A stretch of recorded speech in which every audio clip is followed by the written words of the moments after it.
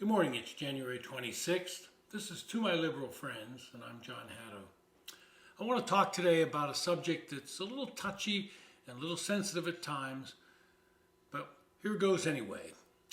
This past week in New York, 2 police officers were killed, Wilbert Moore and Jason Rivera. They were out there doing their job. That's all they were doing. They didn't expect to not be able to come home. Their families expected them to come home. But the reaction by some on the left continues to be, oh, these are police, they signed up for it, they knew what they were doing. In particular, Councilwoman Kristen Jordan, who identifies herself as a Democratic Socialist, which is the far left wing of the Democratic Party, she equates the policing system with slavery. Now, facing a little backlash, she's now trying to show some sympathy for the officers and their families. But her initial comments and tweets were nothing but that. And she's your typical left-wing politician, not the normal of the Democratic Party, the left wing of the party. She attended a private high school in New York and then on to an Ivy League school, Brown University. She's built her entire career on activism and became involved with Occupy Wall Street and later Black Lives Matter. But understand, she's lived pretty much a life of privilege. Private high school in New York, Ivy League University. But now she wants to show she cares for the average person.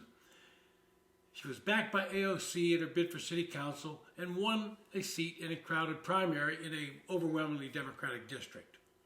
And that's typical of what so many of these left-wing politicians are. They love to condemn the police, saying that we are so woke that we know that there's problems in the police department and we have to root them out.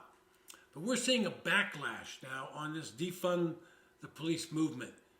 Mayors across the country are finding out this isn't working.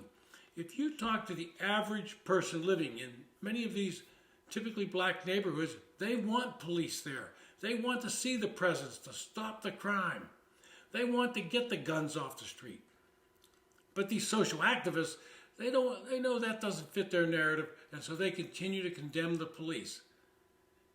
In Washington, D.C., this week, an officer was shot, and Black Lives Matter D.C. complained that the officer was being described as a hero. When a police officer is killed by a criminal, and make no mistake, they're criminals, where are the Al Sharptons of the world? Why isn't he there leading a march, demanding that the perpetrator be caught, prosecuted? Now, I'm going to be harsh. I think if you pull a gun on a police officer, it should be mandatory, life imprisonment, no chance for parole. If you kill a police officer, within 2 months you should be executed. And I know that goes against the Constitution and all the rules of the courts. But there has to be a signal sent out that if you pull a gun on an officer and shoot him, you're going to forfeit your own life. Last year, over 500 officers were killed in the line of duty around the country. This just cannot continue. It just can't. And we've got to stand up and say, hey, police officers are essential in our community. They're essential in stopping criminals. And I know there have been some rogue officers. They need to be caught. They need to be rooted out. And when they commit crimes, they should be prosecuted. We've seen that happen.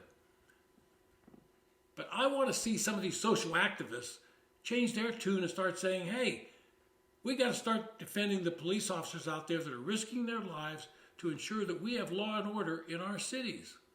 If we don't, we fall into a lawless society. And criminals will do just what they want.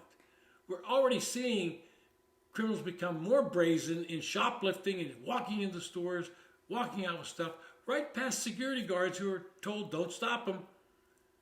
Is that the kind of society we want? I don't think so. This is To My Liberal Friends.